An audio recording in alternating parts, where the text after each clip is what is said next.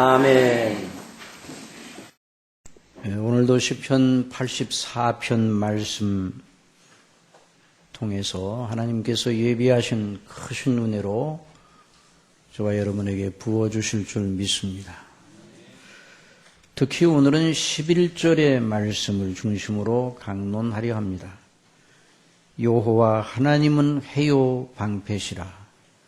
여호와께서 은혜와 영화를 주시며 정직히 행하는 자에게 좋은 것을 아끼지 아니하실 것임이니라.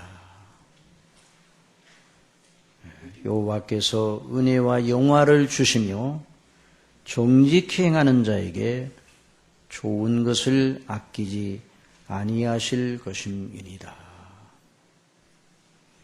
자, 우리는 이 두어 시간에 걸쳐서 시편 84편의 말씀을 통해서 은혜를 받았습니다. 우리는 이 시편 84편에 다윗의 하나님을 사랑하는 심정이 얼마나 짙게 녹아있는지 우리는 발견하였습니다. 하나님을 사랑하고 그리워하는 그 열심이 얼마나 대단한지 그를 온통 사로잡고 있었습니다. 만군의 여호와여, 주의 장막이 어찌 그리 사랑스러운지요. 내 영혼이 여호와의 궁정을 사모하여 쇠약하며 내 마음과 육체가 생존하시는 하나님께 부르짖나이다. 하나님의 궁정을 사모하여 쇠약할 정도가 되었다. 그렇게 표현을 하였습니다. 그러면서 주의 궁정에 산 날이 다른 곳에서 첫날보다 나은즉 악인의 장막의 거함보다 내 하나님 문지기로 있는 것이 좋사오니. 여러분, 이 다윗의 이 심정, 이 정서는 하나님의 성소를 멀리 떠나 있으므로 더 깊어졌다고 할 수 있습니다.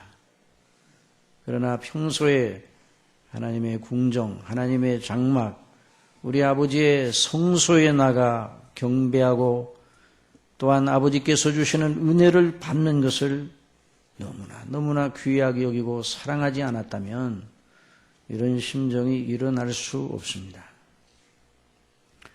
어떻게 하면 저와 여러분도 이러한 경지에 이를 수 있을까요? 이런 은혜를 주시기를 바랍니다. 하나님 아버지, 저에게도 이런 은혜를 주시옵소서 기도해야 합니다. 그러면 다윗이 어떻게 이런 마음을 가지게 되었는가? 어떻게 다윗이 그런 사람이 되었는가? 우리 질문에 대한 그 해답을 오늘 본문에서 발견합니다. 여호와 하나님은 해요 방패시라. 여호와께서 은혜와 영화를 주시며 정직히 행하는 자에게 좋은 것을 아끼지 아니하실 것임이니라. 다윗은 하나님을 아는 지식을 가지고 있었습니다. 뭘 가지고 있었다고요? 하나님을 아는 지식을 가지고 있어. 하나님이 누구신가? 하나님께서 어떠하신 분이신가? 그 하나님의 뜻과 목적이 어떠한가? 하나님의 베푸시는 은혜가 무엇이며 자기 백성을 사랑하시는 하나님의 특심과 그 백성을 존귀하고 영화롭게 하시려는 하나님의 목적이 무엇인가? 이것을 알고 있었어요. 어떻게 알았겠는가? 하나님의 말씀을 통해서 알았습니다. 여러분, 말씀을 듣는 것이 그렇게도 중요한 이유가 바로 거기 있습니다. 여러분, 다윗과 아브라함과 다윗 또는 모세와 같은 그런 믿음을 가지기를 원합니까? 사도 바울과 같은 믿음을 가지기를 원합니까? 그러면 가장 중요한 게 하나님의 말씀을 듣는 것입니다. 믿음은 어디에서 난다고요? 들음에서 납니다. 들음은 그리스도의 말씀, 하나님의 말씀으로 말미암느니라. 그 말씀을 듣고 그것을 믿음으로 받고 자신에게 적용하였습니다. 참, 이 적용이라는 말이 좀 어려운 말이지만은 대단히 중요한 말입니다. 믿음으로 받아들였다. 그렇게도 설명할 수 있는데요. 하나님을 자신의 것으로 받아들이는 거예요. 하나님을 자신의 것으로. 여러분, 우리가 지난 오후에 시편 119편 찰스 브리지스의 시편 119편 강해를 공부를 하면서 어거스틴이 그렇게 기도했다는 걸 알게 되었어요. 주여, 주님을 제게 주소서. 참 놀라운 기도입니다. 그리고 그 주님의 영광스러운 목적과 행사를 자기를 위한 것으로 받아들이는 것. 그 하나님의 은혜가 자기를 향한 것으로 믿고 받아들이는 것. 이것이 바로 믿음입니다. 실로 믿음은 하나님 안에 있는 것을 자기 것으로 끌어들이는 방편이요 통로입니다. 그러므로 믿음으로 행하시기 바랍니다. 그러면 반드시 그 믿음을 통해서 하나님의 은혜가 흘러가게 되죠. 믿음이 없이는 기쁘시게 못하나니 하나님께 나아가는 자는 반드시 그가 계신 것과 또한 그가 자기를 찾는 자들에게 상 주시는 이심을 믿어야 할지니라. 믿음은 우리 편에서 볼 때 필요하다 여기는 것만 하나님 앞에 요구하고 그걸 받아들이고 그런 다음에 나머지는 버리는 것, 그런 건 믿음이 아닙니다. 믿음은 하나님께서 주시는 은혜와 영광과 좋은 것 전체를 받아들이는 것입니다. 믿음은 전체를 받아야 됩니다. 한번 따라합시다. 전체로 사랑스러우신 분, 그분이 하나님이셔요. 그러므로 하나님과 하나님께 속한 건 아무것도 버릴 것이 없습니다. 우리가 그 점을 염두에 두고 다윗이 어떤 신앙 고백을 하고 있는가를 잘 유념하면서 다윗의 믿음이 저와 여러분의 믿음이 되기를 바랍니다. 여호와 하나님은 해요 방패시라. 여호와께서 은혜와 영화를 주시며 정직히 행하는 자에게 좋은 것을 아끼지 아니하실 것임이니라. 자, 먼저 다윗이 하나님을 무엇에 비유하고 있는가? 여호와 하나님은 해요 방패시오. 그랬어요. 해. 여러분, 우리가 해 아래에 있습니다. 해는 그 빛과 열기로 지상에 있는 모든 생명체에 필요한 생명력과 원기와 영양분을 공급합니다. 해가 없는 세계는 상상할 수 없습니다. 해가 없으면 그 자체가 흑암이에요. 지구와 그 위에 살고 있는 사람, 모든 생명체는 해가 없으면 다 죽어버리고 맙니다. 그렇게 하나님께서 창조 질서 속에 그 놀라운 이치를 부여해 놓으셨습니다. 다윗은 하나님은 해라 이렇게 말할 때 어떤 마음이 그 속에 있었는가? 하나님이 안 계신 세계, 하나님이 없는 자기 존재 없다는 거예요. 지상의 모든 생물이 다 해 비춤과 열기 속에 존재하듯이 하나님께서 저의 근원이십니다. 하나님께서 저를 지탱하시는 오직 유일한 분이십니다. 하나님이 계심으로 제가 있나이다.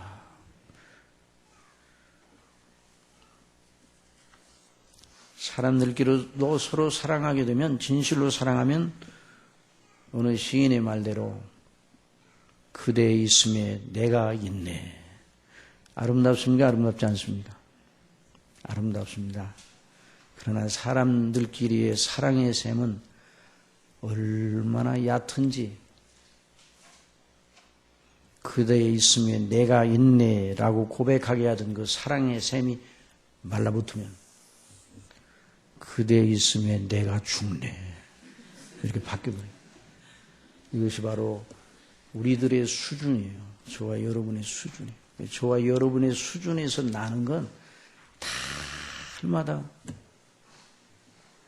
이런 식으로 결말이 나는 거죠. 그래서 우리 예수님께서 말씀해 주셨습니다. 이 물을 먹는 자마다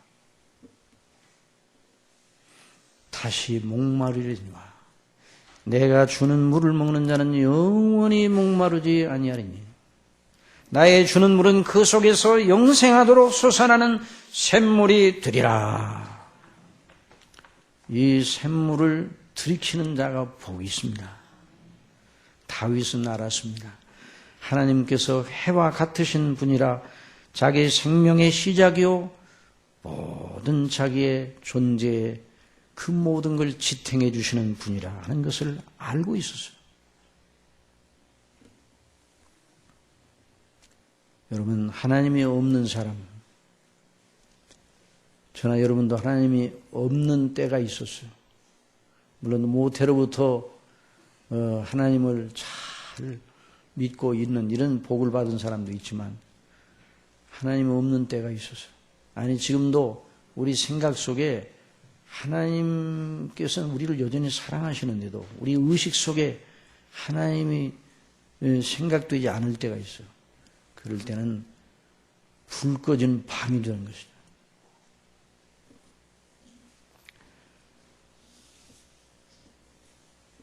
여러분, 하나님, 우리 주 예수님이 빛이십니다.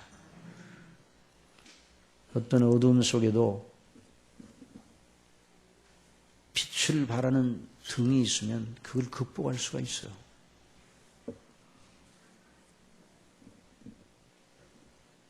하나님은 개요. 지금 눈물 골짜기로 통행하면서 이 말을 하고 있어요. 어둠의 골짜기를 통과하면서 이 말을 하고 있어요. 하나님은 나의 해입니다. 나의 방패십니다. 방패는 뭐예요? 전쟁 마당에서 원수의 쏘는 화살과 공격하는 창을 막아 보호하는 장비입니다. 하나님께서는 나의 모든 가는 길에서 내가 처한 모든 상황에서 나를 진정으로 보호하시는 방패 되십니다. 우리가 너무나 잘 아는데요.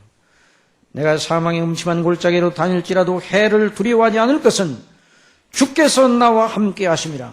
주의 지팡이와 막대기가 나를 안위하시나이다. 우리가 이 인생길 가면서 늘 이 말씀을 외쳐야 돼요.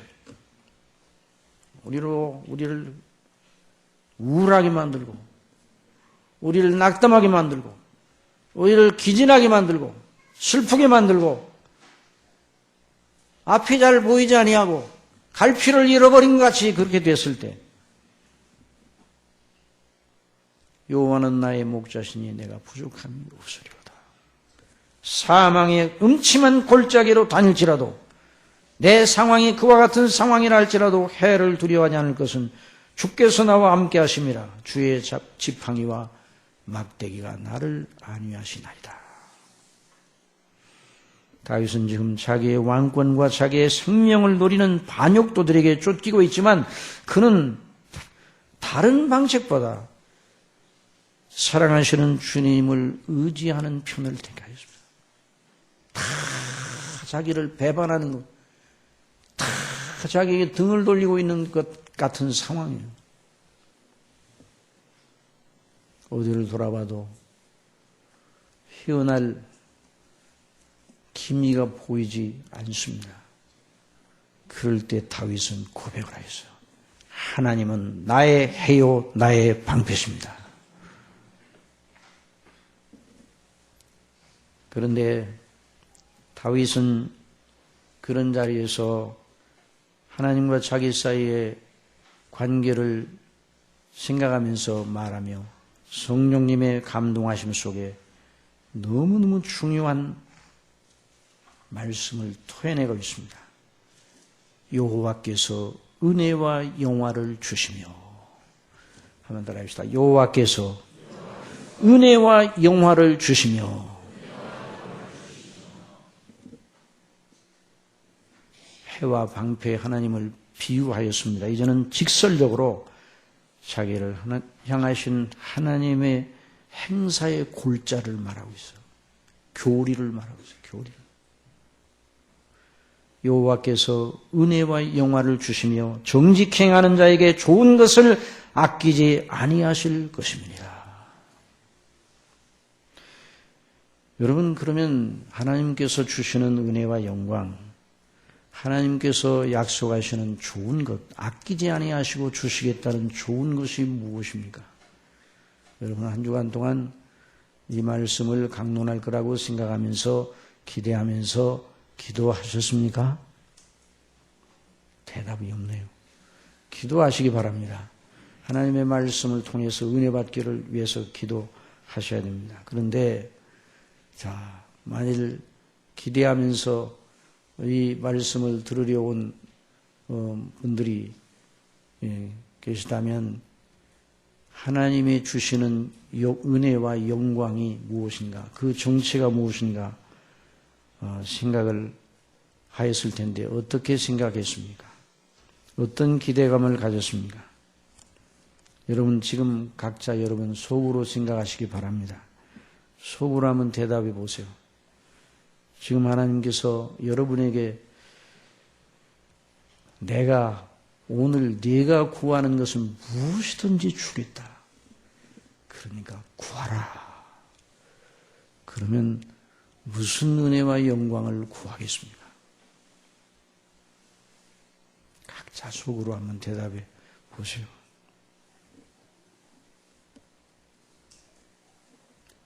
건강이 약해져서 생명의 위협을 받고 있는 분들은 살려주세요. 그렇게 하나님 앞에 기도할 수 있어요.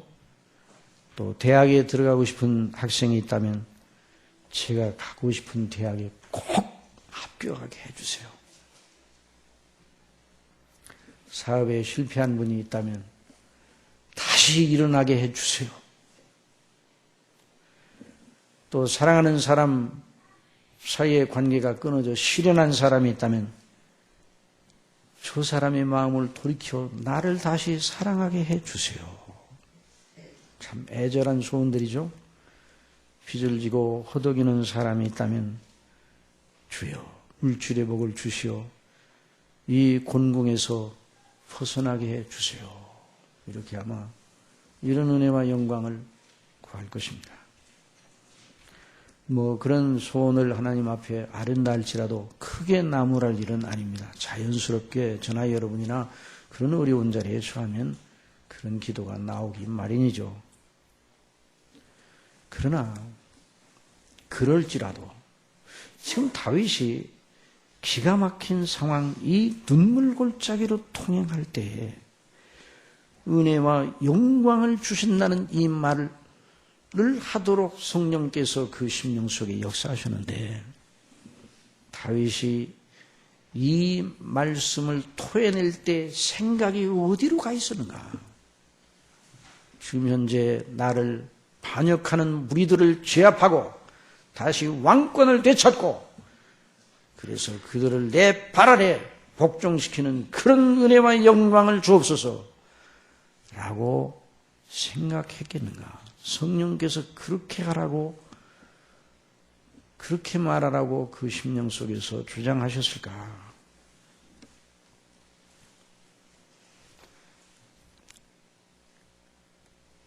그러면 이렇게 우리가 물어봐야 됩니다. 저와 여러분에게 언제나 정말 중요하고 정말 긴급하고 큰 문제가 무엇인가? 성품과 마음과 생각을 다해서 추구하고 집중해야 될 은혜와 영광이 무엇일까?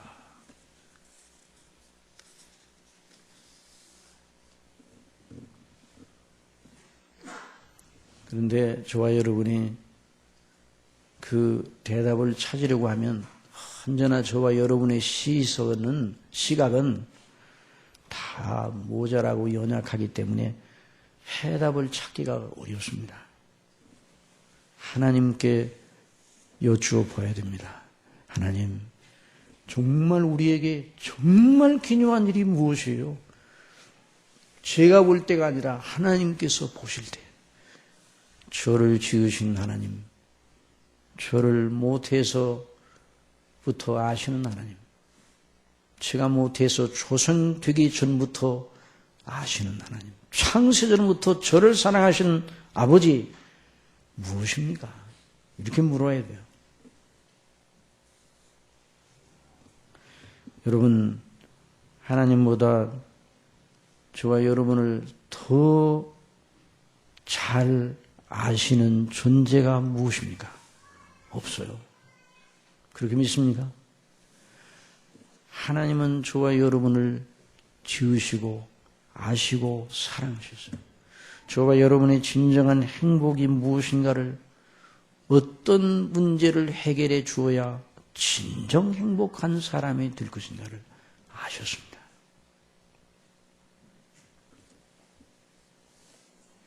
그런 입장에서 볼 때 하나님이 허락하시는 은혜와 영광이 무엇이겠는가? 물론 아까 우리가 예로 든 여러 경우 그런 은혜도 필요한 것이에요. 그런 은혜는 안 주신다, 그런 말은 아닙니다. 그러나 하나님께서 우리가 이 땅에 살아가는 동안에 주시는 여러 현실적인 그런 문제에 대한 그 은혜, 또 그 영광, 그런 것들이 그 효력이 영구한가, 이렇게 물어봐야 돼요. 여러분, 올림픽에 나간 선수가 금메달을 따게 허락해 주시는 그 은혜와 영광을 간절히 바랄 겁니다. 또 그 금메달을 따면 참 영화롭죠. 그러나 다 한시적입니다. 뭐라고요? 한시적이에요. 한계가 있어요. 세월이 지나면 다 효력이 떨어지는 거죠. 사람들의 박수와 환호, 국가에서 베푸는 영예, 뭐 이런 것이 주어지죠. 그런데도 다 한시적이에요. 시들어 버리는 거예요. 물론 그런 은혜도 필요하기는 합니다. 그걸 인해서도 감사해야 됩니다. 그러나 여러분, 그런 수준에서만 하나님의 주시는 은혜와 영광을 생각하고, 그런 수준에서만 하나님을 향하여 기대감을 가지면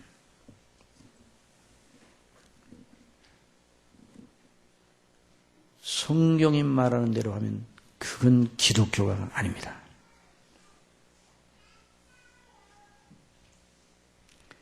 그런 수준에 머물러 있으면 세상에서 믿지 않고도 잘 되는 사람, 부유한 사람, 세력을 가진 사람들이 이렇게 말하면 어떻게 대답하겠습니까? 우리는 하나님도 모르고 예수님도 모른다. 그러나 우리를 봐라. 너희가 누리는 것보다 우리가 더 풍요롭게 누리지 않느냐. 하늘만 쳐다보지 말고 나를 봐라. 내가 어떻게 이렇게 됐냐고 나한테 와. 내가 가르쳐 줄게. 이렇게 말해도요, 할 말이 없는 거죠. 그런 수준은 기독교가 아닙니다. 우리 현재의 현실의 문제를 위해 하나님 앞에 기도도 해야 되고 그런 은혜를 간구하는 건 나쁜 건 아닙니다. 그러나 우리는 항상 물어야 됩니다. 우리가 이 땅에 산다는 것의 진정한 의미가 무엇이고 그 목적이 무엇이고 그 가치가 어디 있는지 알아야 돼요. 항상 죽으나 사나 죽으나 그 때문에 기쁘고 그것 때문에 행복하고 그것 때문에 절망하지 않고 그것 때문에 영원한 내세의 소망으로 즐거워하게 하는 바로 그것, 그 은혜와 영광을 추구해야 됩니다. 이것이 바로 기독교예요. 이것이 바로 복음인 것입니다. 다윗이 말하였고 성경이 기록하여 오고 오는 모든 하나님의 사람들에게 기대하도록 하며 가리키는 그 하나님의 영광, 그 하나님의 은혜, 그것이 도대체 무엇인가? 그것이 무엇이에요?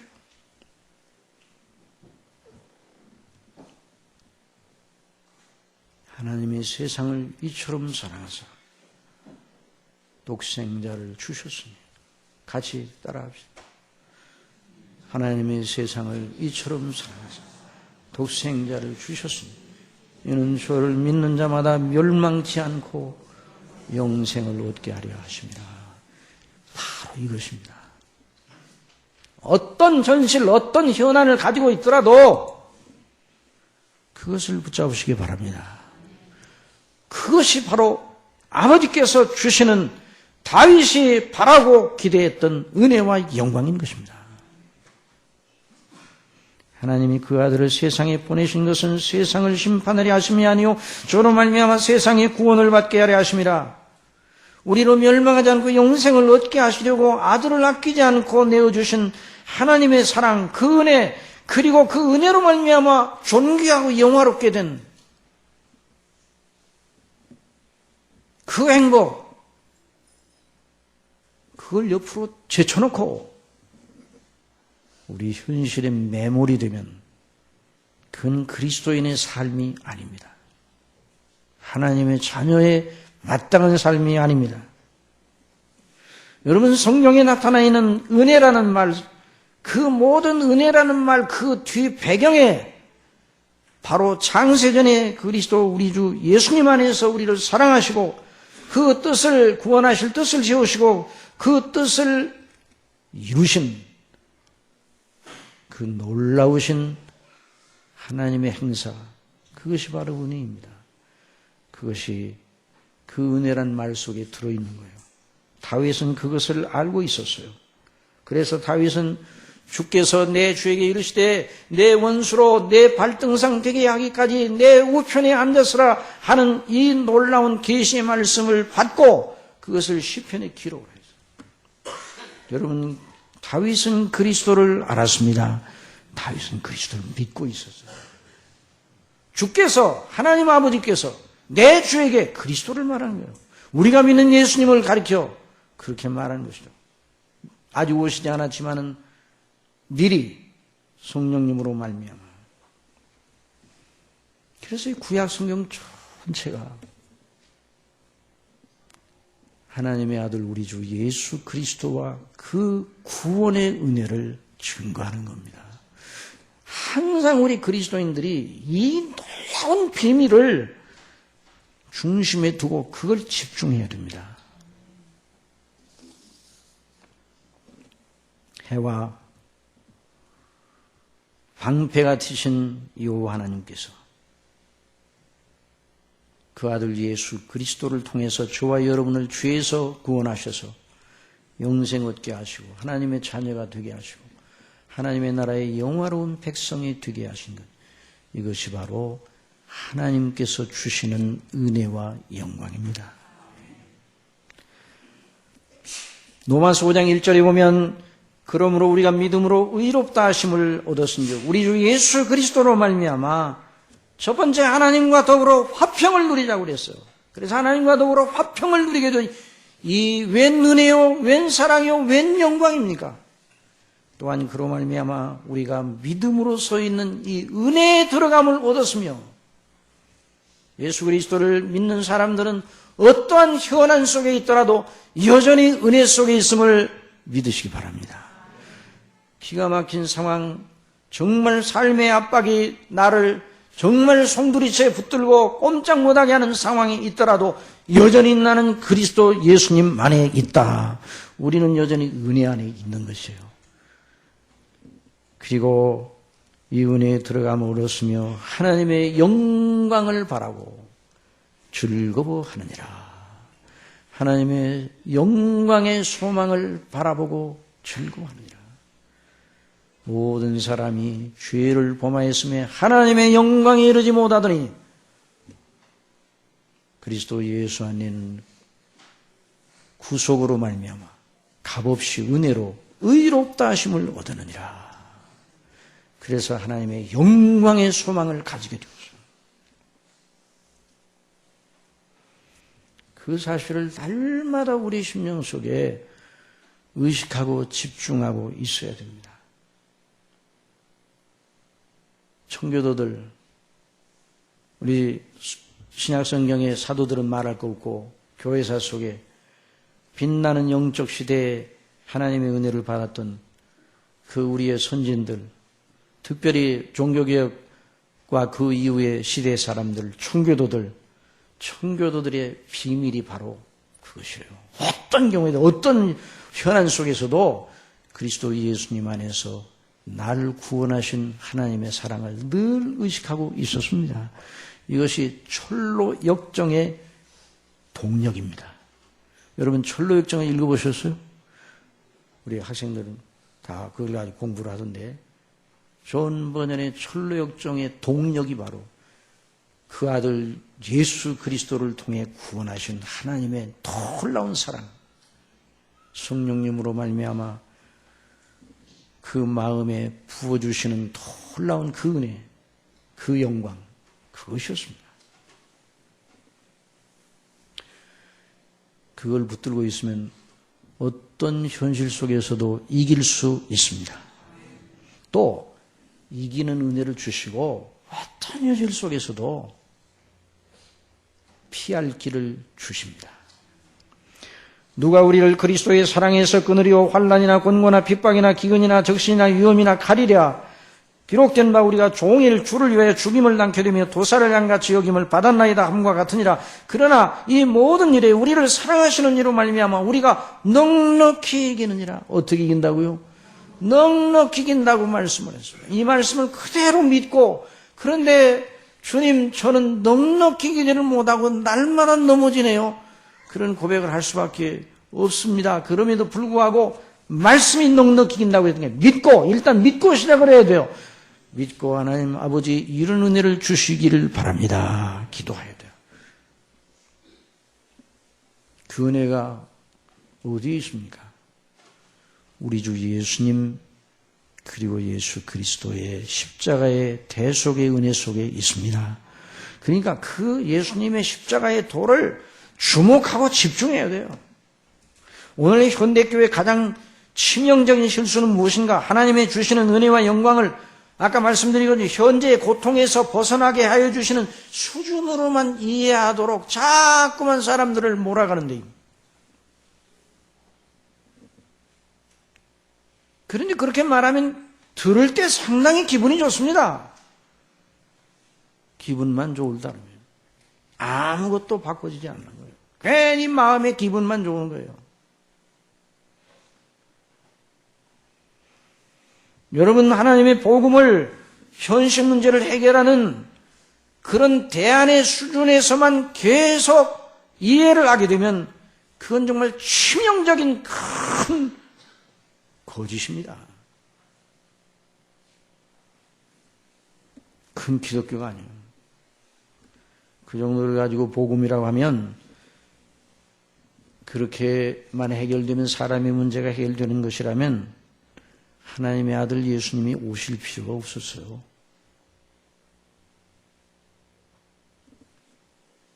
천사들을 통해서 그 일을 이루실 수도 있었어요. 만일 그 정도 수준이라면. 사무엘하고 5장에 보면 다윗이 왕이 된 직후에 블레셋 군대가 이스라엘을 넘보고 쳐들어와 느바임 골짜기에 진을 쳤습니다.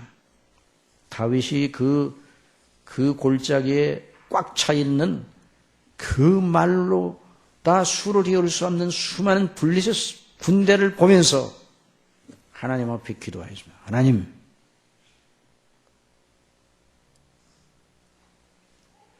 블레셋 사람에게로 올라가리이까?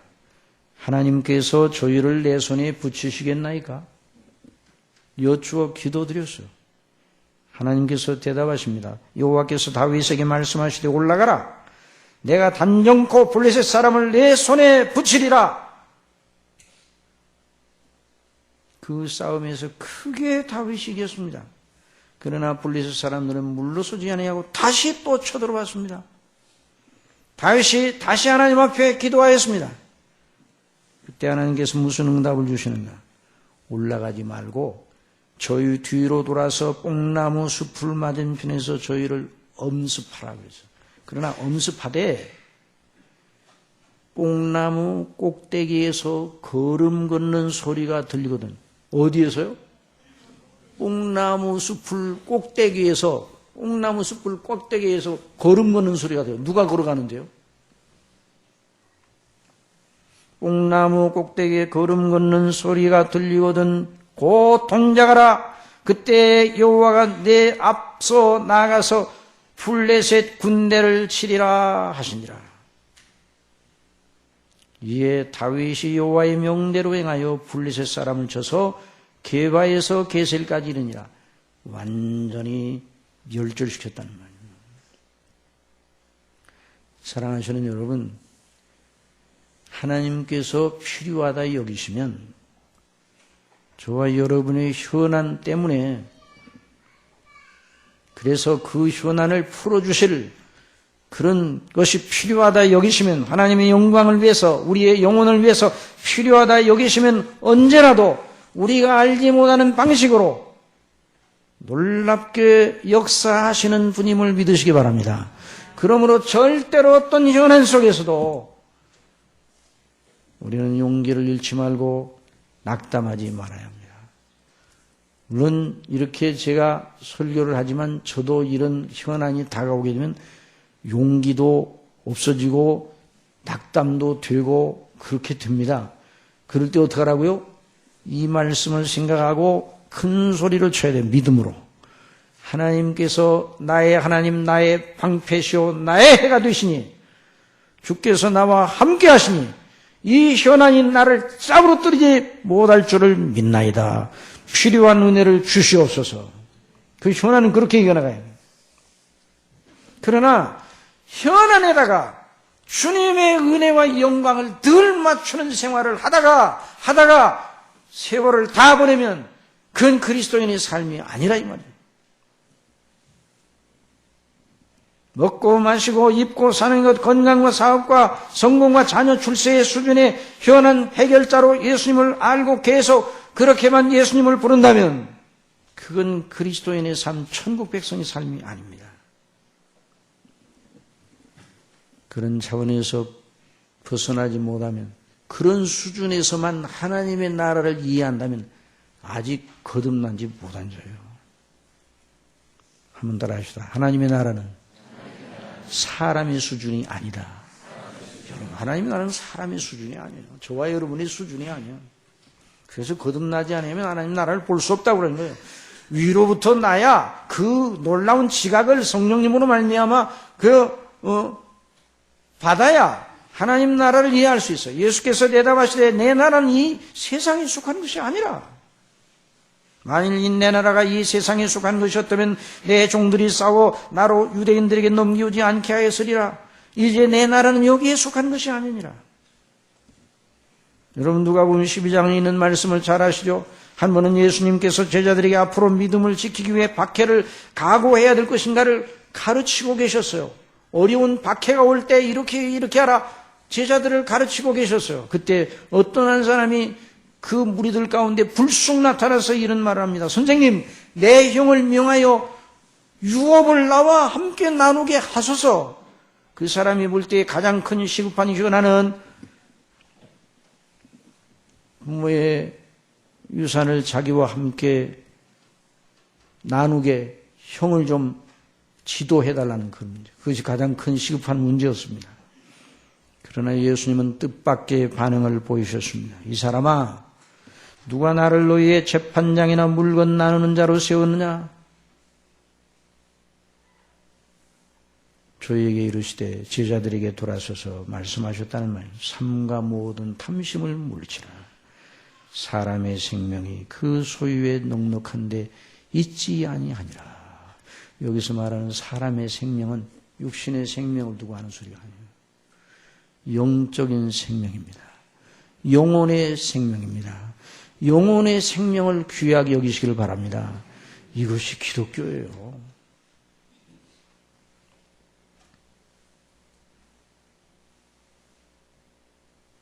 또 비유로 저희에게 일러 가라사니 한 부자가 그 밭에 소출이 풍성함에 심중에 생각하여 가로되 내가 곡식 쌓아둘 것이 없으니 어찌할꼬 하고, 또 가로되 내가 이렇게 하리라, 내 곡간을 헐고 더 크게 짓고 내 모든 곡식과 물건을 거기 쌓아두리라. 또 내가 내 영혼에게 이르되 영혼아 여러 해 쓸 물건을 많이 쌓아두었으니 평안히 쉬고 먹고 마시고 즐거워하자 하리라 하되 하나님은 이르시되 어리석은 자여 오늘 밤에 내 영혼을 도로 찾으리니 그러면 내 예비한 것이 네 것이 되겠느냐 하셨으니 자기를 위하여 재물을 쌓아두고 하나님께 대하여 부유하지 못한 자는 이와 같으니라. 한번 따라해 봅시다. 하나님께 대하여 부유하지 못한 자, 비참한 자입니다. 여러 가지 고통 속에 있지만 하나님께 대하여 그리스도 예수님 안에서 늘 깨어있는 사람, 부유한 사람은 복 있는 사람이에요. 사랑하시는 성도 여러분, 예수님께서 저와 여러분을 죄에서 구원하셔서 영생 얻게 하시고 하나님의 자녀 되게 하시고 하나님의 나라의 백성으로 삼으셔서 이 땅에 있는 동안 하나님 나라의 백성이 되게 합당한 사람으로 만들어 가시는 거예요. 그러니까 우리에게는 언제나 우리 죄를 씻는 주님의 보배로운 피가 필요합니다. 보배 피를 의지하시기 바랍니다. 성령님의 거룩하신 감동하심을 늘 바라시기 바랍니다. 이것이 바로 정직한 자에게 주시는, 아끼지 않고 주시는 좋은 것이에요. 악한 자라도 그 자식에게 좋은 것을 줄 알거든 하물며 너희 천부께서 구하는 자에게 성령을 주시지 않겠느냐 말씀하셨어요. 사랑하시는 성도 여러분, 이것이 저와 여러분은 이 땅에서 살아가는 삶의 비결입니다. 한번 따라해봅시다. 세월을 아끼라. 때가 악하니라. 그러므로, 한번 따라해서, 그러므로 어리석은 자가 되지 말고 오직 주의 뜻이 무엇인가 이해하라. 술 취하지 말라. 이는 방탕한 것이니 오직 성령의 충만을 받으라. 그런 성령의 충만을 받으며 우리에게 주어진 세월들을 귀하게 여겨서 한시도 딴전을 피우지 아니하고 늘 그리스도를 바라보며 위에서 부르신 부름의 상을 위해서 달려가는 저와 여러분이 되게 하시기를 바랍니다. 기도하겠습니다. 아버지 하나님, 기록된 바 하나님의 자기를 사랑하는 자들을 위하여 예비하신 모든 건 눈으로 보지 못하고 귀로도 듣지 못하고 사람의 마음으로도 생각지 못하여 하였다 함과 같으니라. 오직 하나님의 성령으로 이것을 우리에게 보이셨으니 성령은 모든 것 곧 하나님의 깊은 것이라도 통달하신다고 말씀해 주시면서 우리 주 예수 그리스도 안에서 저에게 주신 이 놀라운 대속의 은혜, 이 구원의 비밀, 여기에 저희가 날마다 집중해야 될 것을 오늘 저희들에게 말씀해 주셨습니다. 그 은혜와 영광이 무엇인가를 더 깨달아 알아나가는 저희들이 될 수 있도록 성령님 인도해 주옵소서. 우리의 이를 압박하는 현실이 여전히 있습니다. 그러나 그 현실 속에 다윗처럼 외치게 하여 주옵소서. 아버지 하나님은 나의 해요 나의 방패시니 하나님께서 그리스도 예수님 안에서 내게 은혜와 영광을 항상 베풀어 주시어 눈물골짜기로 지나는 이곳이 샘의 곳이 되게 하심을 믿나이다 하는 신앙 고백을 날마다 하게 하여 주옵소서. 예수님의 이름으로 기도드리